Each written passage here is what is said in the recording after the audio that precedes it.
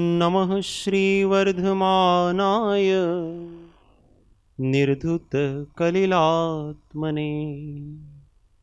सालोकानां त्रिलोकानां यद्विद्यादर्पणायते महादेव्या कुक्षिरत्नम् शब्दजीतर्वात्मजम् राजचन्द्रमहं वन्दे तत्त्वलोचनदायकम् जे स्वरूप समझा विना पाम्यो दुख अनंत समझाव्यो ते पद नमो श्री सद्गुरु भगवन् परात्पर गुरुवे नमः परम्पराचार्य गुरुवे नमः परम गुरुवे नमः साक्षात् प्रत्यक्ष सद्गुरुवे नमो नमः।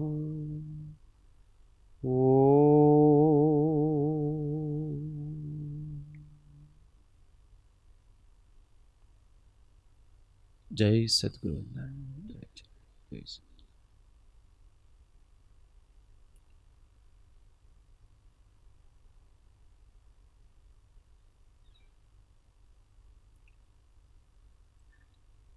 बंध और मोक्ष।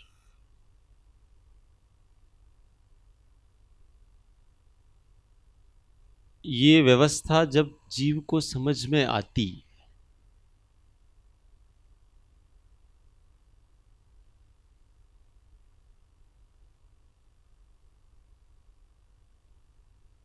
यथार्थ में मैं बंधन में हूं, ये जब समझ में आता है तब ही जीव का पुरुषार्थ यथार्थ रूप से स्वभाव सन्मुख होता है।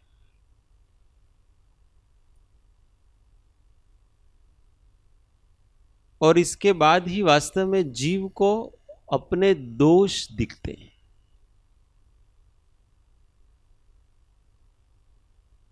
सम्यक दर्शन होने के बाद जीव को तत्वार्थ श्रद्धान होता है। मैं जीव हूं, मेरे से अलग अजीव है, राग द्वेष आदि आश्रव हैं, ये जो मेरी अल्पता है वो बंध है, राग द्वेष आदि की निवृत्ति है, आश्रव है, अरे संवर है। फिर जो अपनी शक्तियां थोड़ी थोड़ी प्रकट हो रही हैं वो निर्जरा है, संपूर्ण शक्तियां प्रकट हो जाती तो मोक्ष है। ऐसे तत्वार्थ उसके श्रद्धान में आते, अपने को जानने लगता है। तो वो जब अपनी तरफ देखता है, पहले तो अपनी तरफ देख ही नहीं रहा था, इसलिए उसको लगता था कि मैं बहुत शुद्ध हूं। संसारी जीव को अच्छा दुख लगता है कि सुख लगता है? संसारी जीव दुखी है कि सुखी है? ये एक प्रश्न है। संसारी जीव दुखी है कि सुखी है?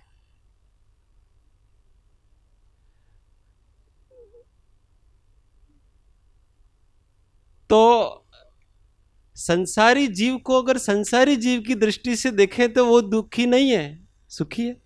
क्योंकि इसलिए तो वो संसार में है। कोई व्यक्ति दुख में कैसे रह सकता है? इसका अर्थ है उसको उसमें ही मिठास है, वही अच्छा लग रहा है। जो जिसको अच्छा लग रहा है वो ही सुख है उसके लिए। वो तो हम अपनी दृष्टि से देखते हैं, इसलिए लगता है वो कितने दुखी बेचारे। अपन लोग भूंड है, भूंड आवे अपने, उसको देखते ना, कचरा खा रहा है, गंदगी खा रहा है, अपने को कितनी तरस, कितना दुखी बेचारा। उसको पूछना जाकर के जब खा रहा उस समय उसको लगा कि मैं षटखंड का अधिपति हूं और मेरे को कोई अमृत मिला है, ऐसा लगता है उसको। हम हमारी दृष्टि से दुखी हो।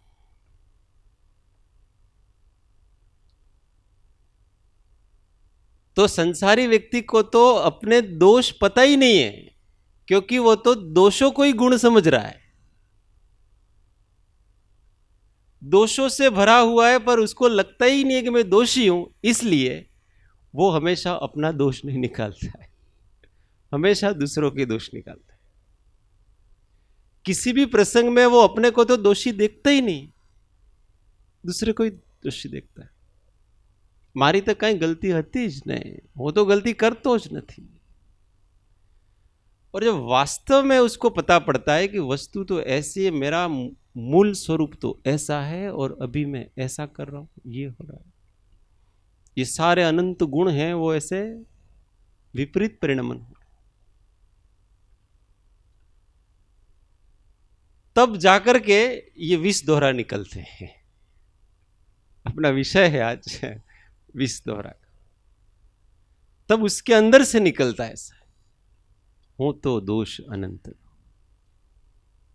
ये सम्यक दर्शन होने के बाद होता है यथार्थ में, और इसलिए कृपाणु देव ने ये 20 दोहराया ना,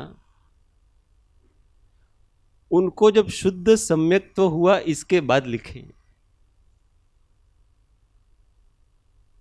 उसके बाद ही वास्तव में उनको ऐसा लगा कि वास्तव में मेरे अंदर अनंत दोष है।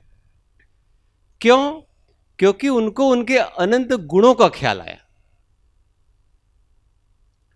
कि मैं अनंत गुणात्मक पदार्थ हूं, परंतु अभी हो क्या रहा है, सब विपरीत सारा।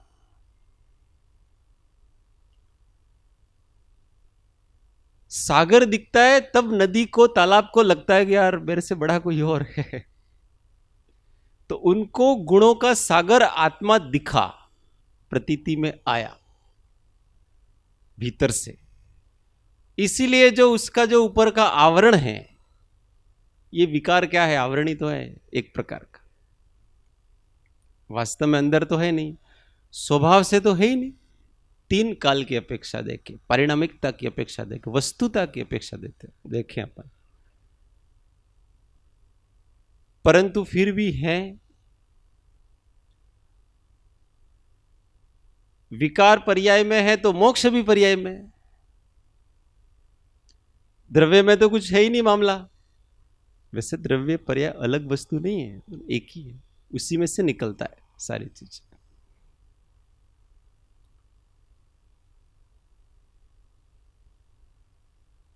तो फिर व्यक्ति को अपनी तरफ दृष्टि होती है, और तभी ये वाक्य निकलते हैं कि हर प्रसंग में उसको ऐसा ही लगता है कि मैं ही दोषी हूं, सामने वाला कोई दोषी नहीं। क्योंकि उसको ये कर्म व्यवस्था समझता है ना, तो दोष की परंपरा भी समझ में आती है। कुछ उदय तो ऐसे हैं कि वर्तमान की प्रत्यक्ष गलती से ही मेरे को उसकी सजा मिल रही, तुरंत ही उदय आ जाते हैं ऐसे। कुछ तो ऐसे हैं कि मैंने पूर्व में किया था इसलिए वर्तमान में मिल रहा है। मतलब निमित्त तो इसका तो कोई दोष ही नहीं है, इसलिए वो कहते हैं ना अपने निमित्त निर्दोष है। इसी दृष्टि से वास्तव में वो क्या कर रहा है, वो तो कुछ नहीं कर रहा। અમે કર્મ બાંધ્યા છે માટે અમારો दोष છે, ये सम्यक्त्व का लक्षण है।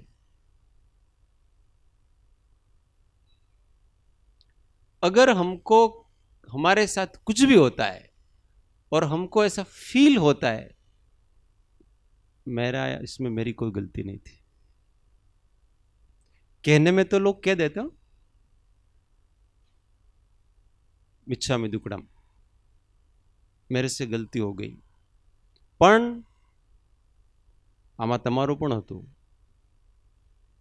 वो ऐसा कहेगा, जरूर कहेगा, बधी गलती मारी नहोती हो, आमा तमे आम कर्युं एटले आ बधुं आम थयुं।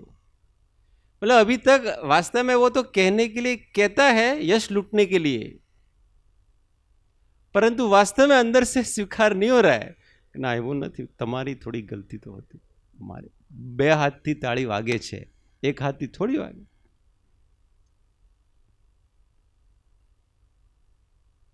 परंतु सच्चा तत्वार्थ ज्ञानी को तो ऐसा लगता है कि इसमें किंचित मात्र भी आपका दोष नहीं है, सारा दोष मेरा. इसलिए दूसरा भी वाक्य चलता है ना, भोगवे यानी भूल, जो भुगत रहा है उसी की भूल है. अच्छे अच्छे सूत्रात्मक वाक्य है, ऐसे वाक्य जीवन बदल देते हैं. उसके ऊपर जिए तो जीवन बदल देते हैं ये सब चीज. तो कृपाणु देव को उसका एहसास हुआ अपने द्रव्य की प्रभुता को देखकर और पर्याय की पामरता को देखकर. जब द्रव्य की प्रभुता प्रतीति में आती है तभी हमारे पर्याय की पामरता आती है. और फिर वो व्यक्ति कैसे जीता है पता है? जगत में अपराधी की तरह. हमको ऐसा लगता है कि यार कोई ज्ञानी होता तो वो तो सीना तान के जीता होगा, अपराधी की तरह कहीं को जीना, मैं तो भगवत स्वरूप हूं. ऐसा नहीं. उसका जीवन देखना, वो अपराधी की तरह जीवन जीता है, एकदम नम्र होकर के, विनयी होकर के जीता. द्रव्य संग्रह में इस चीज को बताया कि गृहस्थ में जो अविरत सम्यक दृष्टि आदि जो गृहस्थ, वो कैसे जीते हैं. तो उन्होंने बताया कि जैसे किसी चोर को कोतवाल ने पकड़ा, पकड़ करके राजा के पास ले गए, और वो चोर है वो राजा के पास जाकर के साष्टांग नमस्कार करके कोहनी से हाथ जोड़ करके गिड़गिड़ा रहा है कि हे भगवान, हे महाराज, मुझे माफ कर दो, अब से मैं गलती नहीं करूंगा. ऐसे ज्ञानी जीते, अपने आप को अपराधी मान करके जीते. क्योंकि वास्तव में तत्वार्थ ज्ञान होने के बाद, सम्यक दर्शन होने के बाद जो भी करते हैं ना वो दोषी लगता है. ये बोल रहे हैं, ये दोष है कि नहीं? है कि नहीं दोष? निर्दोष बोलता नहीं, राग के कारण ही तो ये बोल रहे हैं सब. हर एक क्रिया, भोजन से लगा करके, बोलने से लगा करके, चलने से सब कुछ दोष है. यहां निर्दोष तो कुछ है ही नहीं. पहले तो बड़े बड़े दोष थोड़े दिखते थे, अभी तो सब दोष दिखता है इसमें, कहीं कुछ निर्दोष तो है ही नहीं. ऐसे उसकी वर्तमान की दशा को देखते. और फिर वास्तव में विनय, यथार्थ परमार्थ विनय जिसको कहते हैं ना, वो प्रकट होता है. सम्यक दर्शन, यथार्थ ज्ञान होने के पहले भी जीव को विनय प्रकट होता है. पश्चाताप करता है, प्रायश्चित करता है, भगवान के सामने जाता है, गुरु के पास जाता है, सब का अपराध का निवेदन करता है, अपराध का बोध करता है. परंतु वो तत्वतः उसमें कहीं न कहीं दुख से, कष्ट से बचने की अभिलाषा है. उसको कष्ट सहन नहीं हो रहे हैं. पाप किए, अब पाप का उदय, लोग कहते हैं ऐसे ऐसे पाप किए, इसका उदय आएगा, तुमको नरक में जाना पड़ेगा, तुमको कुत्ता बिल्ली बनना पड़ेगा. अब डर जाता हो, ऐसे पाप किया, मेरा क्या होगा? तो उस पाप के विपाक के फलस्वरूप जो कष्ट आ रहा है ना, वो देख रहा है. नरक में तो ऐसा ऐसा होता है, कुत्ता बिल्ली बनने तो ऐसा होता है.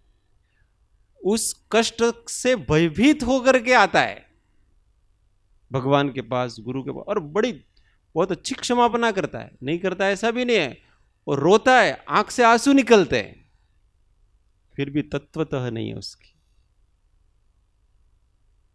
कारण पता चला, उसको मुक्ति नहीं चाहिए, उसको कष्ट से मुक्ति चाहिए, दुख से मुक्ति नहीं चाहिए. अगर कोई उसको यूं कहे उस समय, तुमने किया ना, उसका फल कुछ नहीं है, इन कर्मों का भी फल मिलता ही नहीं है, तो उस भगवान के पास जाए ही नहीं हो, गुरु के पास जाए ही नहीं हो, प्रायश्चित करे ही नहीं वो, क्योंकि कष्ट होने वाला ही नहीं है उसको। वो यथार्थ विनय नहीं है। यथार्थ विनय तो अपने अंदर जो कचरा है ना, आंख के अंदर कचरा पड़ जाता है थोड़ा, तो हम कितनी देर तक सहन कर सकते हैं, तुरंत निकालने का प्रयत्न करें।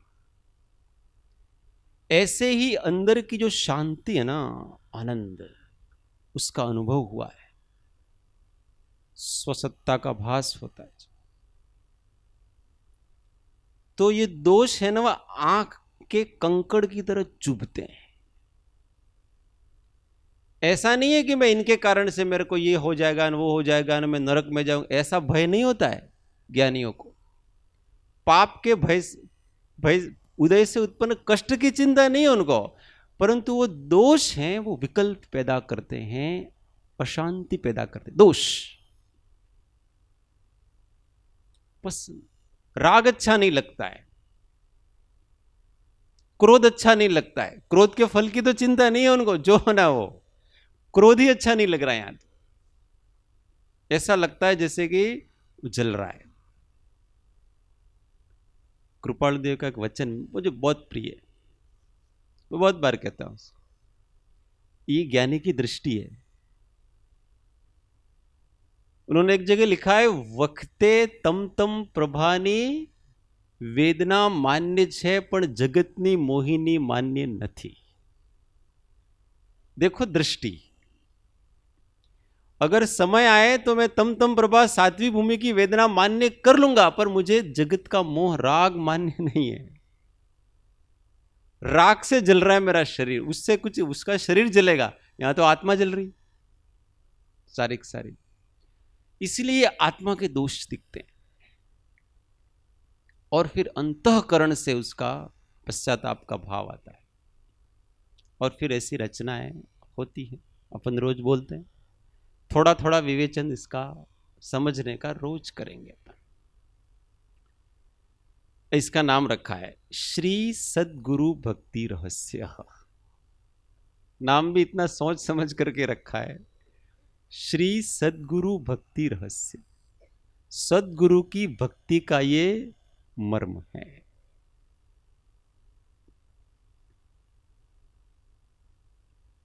भक्ति ना विष दोहरा। भगवान कहो, सद्गुरु कहो, ये सब एकार्थवाचक हैं कोई दृष्टि से, क्योंकि अपने परम गुरु तो सतगुरु, जिसमें सत प्रकट होता है, ऐसा महान आत्मा, वही तो गुरु है। तो ऐसा परमात्मा केवली से लगा करके सब लोग इसमें एक एक ले लेना, सर्वदेश एक देश वगैरह। तो उनकी भक्ति कैसे करना, इसका रहस्य इसमें बताया। पहली कड़ी सौ साथ है। हे प्रभु शू कहूं दीनानाथ दयाल, हूँ तो दोष अनंतनु भाजन छू करुणाल। हूँ तो दोष अनंतनु भाजन छू करुणाल। हे प्रभु मैंने ऐसा सुना है कि ये जब लिखा था ना कृपाल देव ने, उस समय हे प्रभु की जगह हे हरि ऐसा लिखा था। मूल में उन्होंने हे हरि शो कहूं दीनानाथ दयाल। फिर भी बाद में कुछ लोगों ने सोचा होगा, विचार किया होगा कि हरि शब्द जैनेतर में ज्यादा चलता है, जैनों में चलता तो किसी किसी को कुछ कि भगवान कृपालुदेव आपके जैन थे कि वैष्णव थे कि क्या थे, कोई संशय है। परंतु भगवान के जो जितने नाम है ना 1008 जितने, उसमें हरि भी उनका ही नाम है। हमको किसी शब्द से क्यों, कहीं चलता है इसका मतलब हम उसको छोड़ देंगे?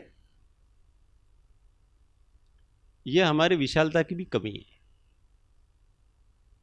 हरे रंग का उपयोग मुसलमान करते हैं तो हम छोड़ देंगे? ज्यादातर ऐसा होता है ना कि हरा रंग मतलब मुसलमानों का प्रतीक माना जाता है ऐसा। और हरा रंग कितना अच्छा है, बने मुसलमान करते हैं ना इसका उपयोग, इसलिए अपने न हरी साड़ी पहनना न हरा कुछ नहीं करना, अपने हरे को छोड़ देना।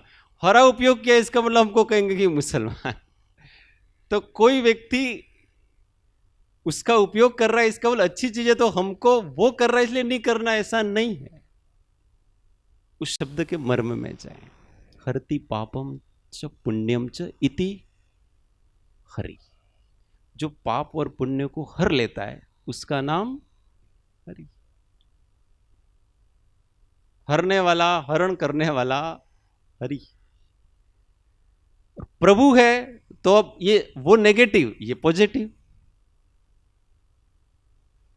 वहां निषेधात्मक तरीके से उसका अर्थ लिया गया कि जो पाप पुण्य को हर लेता है अथवा हर लिया वो हरि हो गया, और हरने में निमित्त हैं वो भी हरि। और यहां हे प्रभु में प्रभुता बताई भगवान की पॉजिटिव रूप से, कि जो परम स्वाधीन है। प्रभु किसे कहते हैं? जिसके ऊपर किसी और का अधिकार नहीं चलता है, स्वाधीन है, प्रभुता संपन्न है, उसका नाम प्रभु कहलाता है। सबका क्या है वो? स्वामी है सबका। वास्तविकता देखो तो वो कहने के मात्र के लिए स्वामी है, अपना स्वामी है वो खुद का स्वामी है, पर दूसरे का जोर चलता नहीं है। और स्वामी वास्तव में किसको कहते हैं अपन? राजा सम्राट किसको? दूसरे का अधिकार नहीं चलता है तो कहेंगे स्वतंत्र है भाई। तो किसी दूसरे का अधिकार चलता नहीं है उनके ऊपर, इसलिए वो स्वामी है, सबके स्वामी, प्रभुता संपन्न है। तो कहते हैं कि आप तो स्वतंत्र हो। 2 बार शब्द लगा है, ये प्रार्थनावाचक है। हे भगवान, हे भगवान, कि आप तो इन सब दोषों से स्वतंत्र हो गए इसलिए प्रभु हो गए। शो कहूं दीनानाथ दयाल, आपको क्या कहूं? और फिर विशेषण लगाए, दीनानाथ दयाल। अब अलग अलग प्रकार से इस पूरे 20 दौरे में, पहले ही दौरे में केवल भगवान के विशेषण बताए, बाकी सब जगह दोष ही दोष बताए। बहुत सारे दोष हैं, अलग अलग प्रकार से गिनती करेंगे तो बहुत से दोष निकल जाएंगे। कोई 35 गिनती करता है, कोई 52 की गिनती करता है, सब अलग अलग प्रकार से गिनती करना है इसके, बहुत से दोष। तो भगवान को कहा दीनानाथ। दीन का मतलब होता है गरीब, और नाथ का मतलब होता है स्वामी।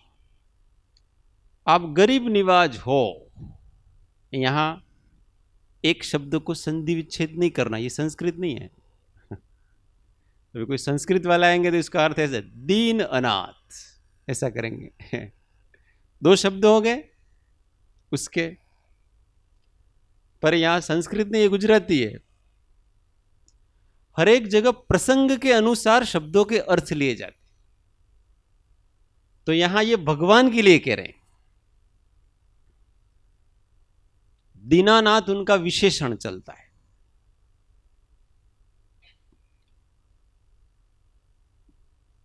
तो दीन कौन?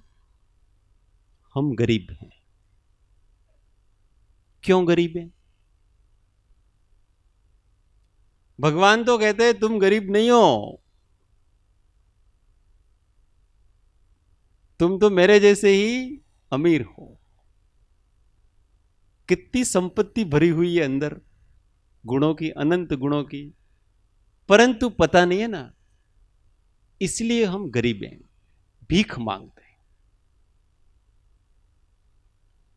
अपने सुख के लिए गरीब किसका नाम पता है? अपने सुख के लिए वो दूसरों की ओर दृष्टि करता है। अपना सुख जब दूसरों के अधीन होता है तो वो गरीब है।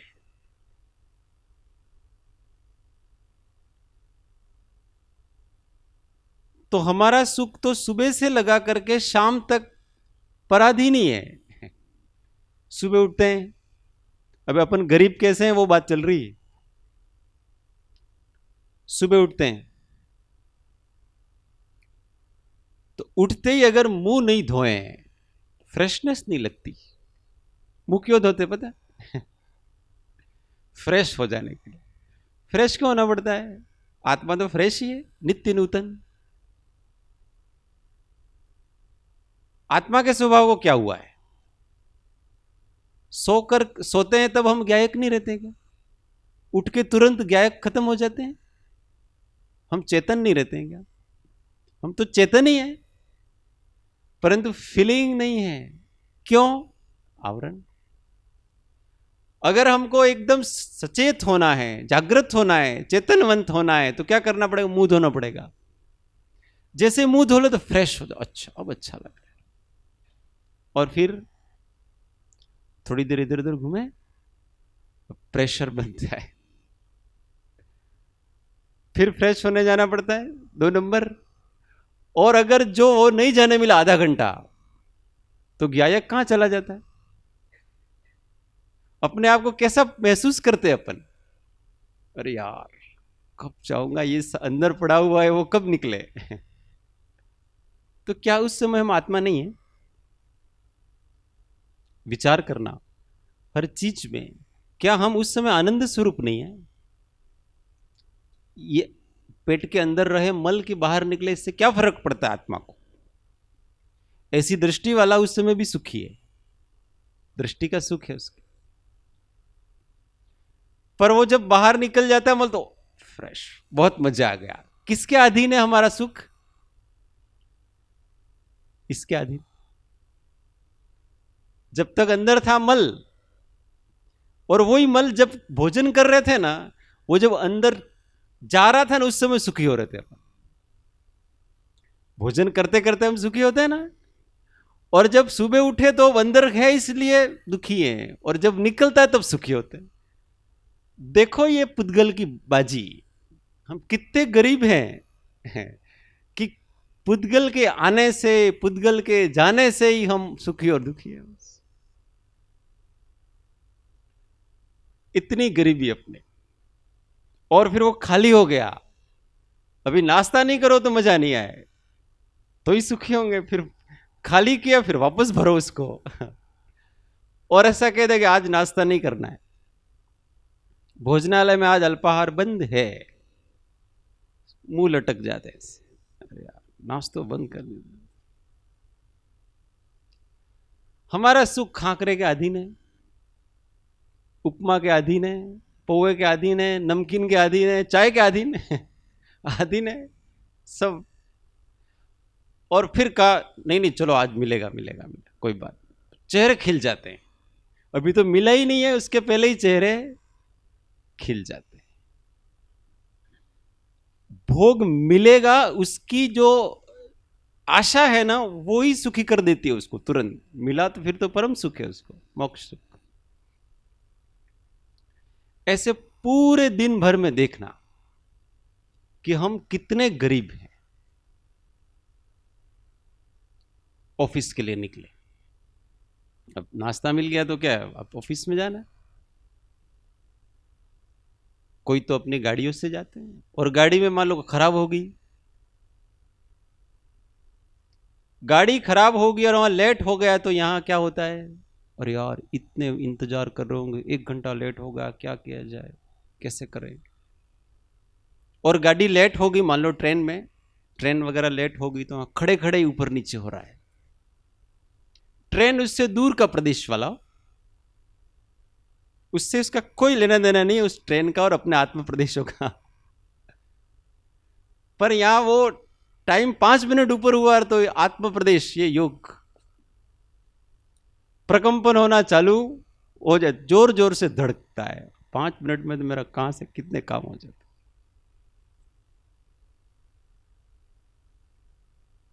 अधीन, वो ट्रेन समय पे आएगी तब मैं सुखी होऊंगा। किसके अधीन कर रखा है हमने? उसके अधीन। समय पे पहुंचाएगी तब मैं सुखी होऊंगा। और ऑफिस में गए और काम वाले मजदूर नहीं आए तो और प्रॉब्लम। रोज लेट आते हैं, वो लेट आए, दुखी ये है। वो तो लेट आकर के केवल सॉरी कह देता हूं, साहब सॉरी मेरे थोड़ा गाड़ी लेट होगी। और यहां आत्म प्रदेश बहुत ज्यादा प्रकंपित होते हैं उसके। देखो सामने वाले के गुलाम कितने अपन। वो समय पे आएगा तो ही हम राजी होंगे, तो ही हमारा आत्मा का सुख होगा, नहीं तो नहीं होगा। हर काम में हम पराधीन हैं।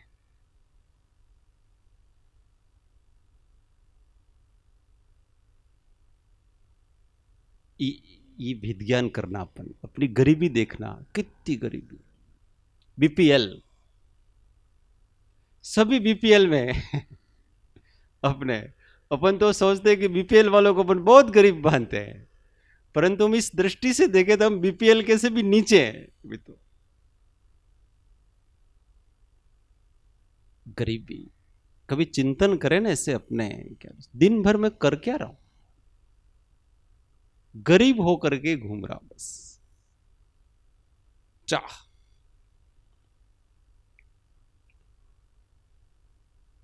और थोड़ी स्टैंडर्ड वाली गरीबी, ये तो थोड़ी नीचे की गरीबी बताई अभी, अब थोड़ी ऊपर की गरीबी बता। आजे सत्संग सांभळवा मळ्यो नहीं, आजे भक्ति करवा मળી नहीं, आजे स्वाध्याय करवा मळ्यो नहीं, दुखी मायूस आत्मा चला गया। ये थोड़ी अच्छी प्रकार की गरीबी हो, ये भी गरीबी तो है। तो क्या हमको सत्संग सुनने मिलेगा तब हम आत्मा होंगे? 1 घंटे सत्संग सुनने मिलता है, 24 घंटे अनात्मा, 24 घंटे आनंद खत्म, 1 घंटे आनंद। सत्संग तो सत्य के स्वरूप को समझने के लिए था, थोड़ा सा ही चाहिए वो, फिर तो हमेशा अपने को वो बन के रहना है ना अपने को तो। पर वहां भी अधीन था, वो तो अधीन ही है, इसमें क्या। पर तो पर ही है, कभी मिलेगा कभी नहीं मिलेगा। योग तो योगी है, कभी होगा कभी नहीं होगा, कोई बात नहीं। सत्संग सुनना अच्छी बात है, पर नहीं सुनने मिले तो स्वीकार करो पाप का उदय है। पाप का उदय हो तो भी मेरा स्वभाव क्या है, पुण्य का उदय हो तो भी मेरा स्वभाव क्या है। इसको हम कस के पकड़ रखेंगे ना, इस चीज को कभी दुखी नहीं होंगे। निर्णय तो इसी का करना नहीं, ये बंध मोक्ष सब समझ करके निर्णय किसका करना अपने को। मेरा स्वभाव किसी भी परिस्थिति में दुखी होना है ही नहीं, स्वभाव ही नहीं है तो क्यों दुखी हूं मैं। अच्छी चीज मिले अथवा जाए, बुरी चीज मिले अथवा जाए, अपने स्वभाव को पकड़ रखे। इतना है कि अच्छी सत्संग इत्यादि है उसको थोड़ा बकअप करते हैं, छोड़ना नहीं इसको, ऐसा उल्टा नहीं लेना।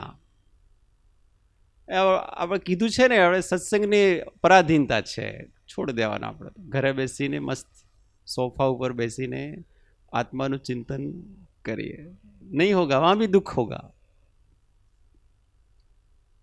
पर ये तो हम परमार्थ से अपन कितने गरीब हैं वो अभी अधीन है ना। जब तक कर्मों के अधीन है तब तक देवशास्त्र गुरु की अधीनता स्वीकार कर लेना बेहतर है। नहीं तो कर्मों से नहीं छूट पाएंगे अपन। इसलिए का दीन है हम और आप उनके नाथ हैं। गरीबी कैसे जाएगी हमारी? आपसे हमारी गरीबी जाएगी। आपको देखते हैं ना हम, तो हमको लगता है यार, और आपकी बात सुनते हैं, भगवान की बात सुनते हैं तो एकदम मैं भी भगवान हूं। और जब जब भी हम आपके तत्व से बाहर जाते हैं, क्योंकि पर्याय बुद्धि कब होती है पता है? भगवान की वाणी का जब जब भी हमने उपयोग में अनुसंधान छोड़ दिया, तब तब हमारी पर्याय बुद्धि होती। यही मनुष्य महू पढ़ो, ये होता है। इसलिए हमको गरीबी लगती है। डरते हैं क्यों अपन? ये कोरोना आया, सबको डराया, क्यों? क्यों? हम मनुष्य मानते हैं। हाँ, मनुष्य तो शरीर है, शरीर है तो रोग है, रोग है तो वेदना है, वेदना है तो दुख है। ये सब मान आया कहां से? डर, वहीं से तो आया। उल्टी बुद्धि से सब आता है ये सारी चीज। और जिसकी मति ठीक हो गई है उसको तो क्या है, कोई दुख नहीं है किंचित भी। जिसको तत्वार श्रद्धा ने उसको दृढ़ता से पकड़ के रखें इस बात को।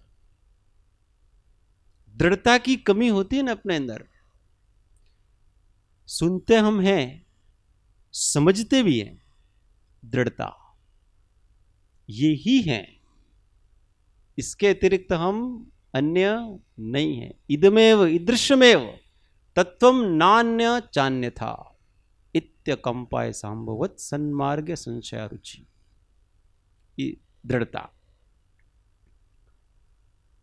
दीनानाथ दयाल, आप दीनानाथ हो और आप दयालु हो। ये सब भक्ति की भाषा में कहा हो। भगवान किसी के ऊपर दया करते नहीं है, परंपरा से उनकी ही दया चल रही है। एक अंश साताथी માંડીને પૂર્ણ કામતા સુધીનું જે સુખ છે એનો મૂળ सतपुरुष છે, ऐसा लिखा श्रीमद में। हमको थोड़ी सी भी साता का सुख है, और पूर्ण कामता मतलब सिद्ध पर्यंत का जितना भी सुख है ना, उन सब का मूल एक सतपुरुष ही है।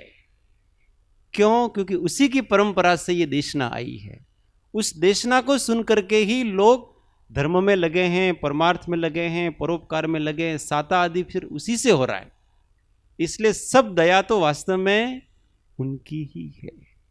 इसलिए तो परम दयालु है। तो आप परम दयालु हूं तो दोष अनंत नो, और मैं अनंत दोषों नो भाजन छू करुणा। भाजन मतलब पात्र है। मैं अनंत दोषों का भाजन पात्र हूं, और आप तो कैसे हैं? परम शुद्ध स्वाति। हर जगह दोष ही दोष दिखते हैं मुझे तो।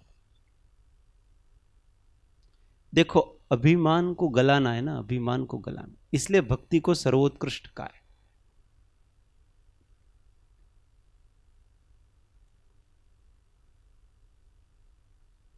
कृपालुदेव ने 254 में परम विनय ने ओछाई, वो मार्ग की बाधा 3 कारण है। पहला कारण बोलो भाई, आलोकनी अल्पपण सुखेच्छा। बीजू कारण परम दैन्यतानी ओछाई, परम विनय को दैन्यता। और तीसरा पदार्थनो अनिर्णय। तो ये परम दैन्यता, परम विनय तब प्रकट होता है यहां पर। ये अपने अंदर फीलिंग होनी चाहिए। देखो, 2 बातें कैसे हो सकती हैं? हो सकते एक बार, एक तो आप ऐसा कह रहे हो कि सम्यक दर्शन प्रकट होता है, उसके बाद हमको यथार्थ में लगता है कि वास्तव में मैं 3 लोक का स्वामी सम्राट। ऐसा भी होता है। और दूसरी तरह कहते हो कि मैं दासानुदास, मैं किंकर। ये दोनों चीजें और दोनों चीजें अनुभव के स्तर पर, फीलिंग के स्तर पर होनी चाहिए। कि जब हम अपनी पर्याय की दृष्टि से देखें तो वास्तव में हमको ऐसा लगना चाहिए कि इस संसार में सबसे कोई तुच्छ से तुच्छ व्यक्ति है तो मैं हूं।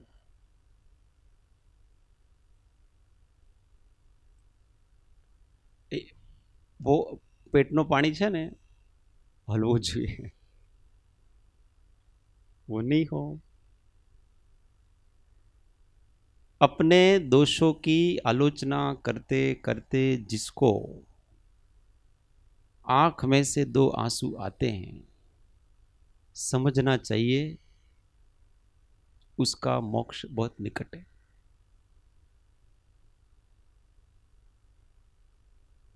और अपने दोषों की आलोचना करते करते भी हमको कोई असर नहीं पड़ता है, हृदय पिघलता ही नहीं जरा भी। समझना चाहिए अभी दिल्ली दूर है थोड़ी। इतना कोमल हृदय अपना होना चाहिए। और जब वही व्यक्ति आंख बंद करता है ना तो किसी दूसरे प्रदेश में चला जाता है और वही कोमलता उसको वहां ले जाती है। परमात्मा का द्वार है वो, जाने का द्वार है वो। अपने जैसे हैं वैसे स्वीकार करना, पर्याय की अशुद्धि है वो भी स्वीकार करो, गर्व से स्वीकार करना और बड़े ही विनय से उसको निवेदन करो। पहले ये होना चाहिए। ये होते होते स्वसत्ता का भास होता हो जाएगा, ऑटोमेटिक हो जाएगा। क्यों?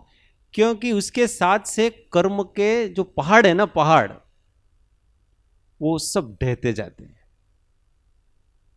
उस अपराध बोध में, उस प्रायश्चित के भाव में सब ढहता जाता है, पाप गल के नष्ट हो जाता है। चेतना तो वहीं की वहीं, कहां गई चेतना? निर्मल चेतन चमकता है उसमें। अहंकार का नाश, यही मूल साधना है। यही आकर के हर जगह खड़ा रह जाता है और पता ही नहीं चलता कि कहां से, किस दरवाजे से आता है। कभी क्षयोपशम का अभिमान, कभी पद प्रतिष्ठा का अभिमान, कभी कुल का अभिमान, कभी जाति का अभिमान, कभी शक्ति का अभिमान, कभी वैभव का अभिमान, कभी शरीर का अभिमान, क्या क्या अभिमान, कभी तप तपस्या साधना का अभिमान, और कभी मुझे किंचित भी अभिमान नहीं है उसका अभिमान। ये रास्ते हैं उसको आने के। कभी क्या મને છે ને હવે કંઈ ક્રોધ થતો જ નથી, જરા चिंता जरा थती ज नहीं, अभिमान तो आवतो ज नहीं मने क्यारे। इसी का नाम अभिमान है। बहुत गहरे हैं इसके मूल। सत्पुरुषों के सानिध्य में उसका उपासना करें तो अपने को यथार्थ में ये सब वृत्तियां हैं वो समझ में आती।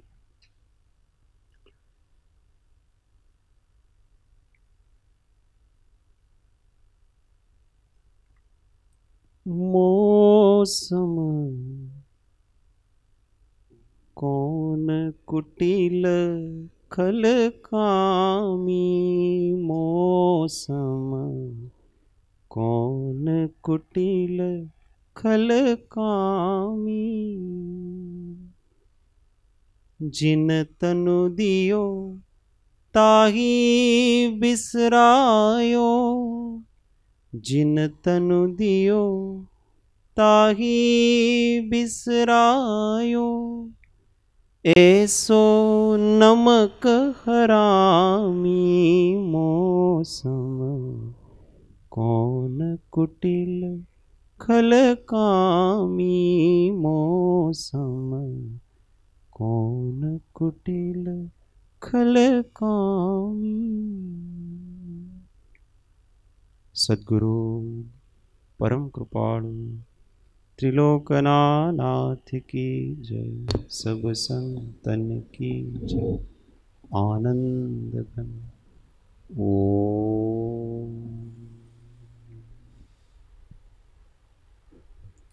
एक मिनट मौन। आत्म अनुसंधान।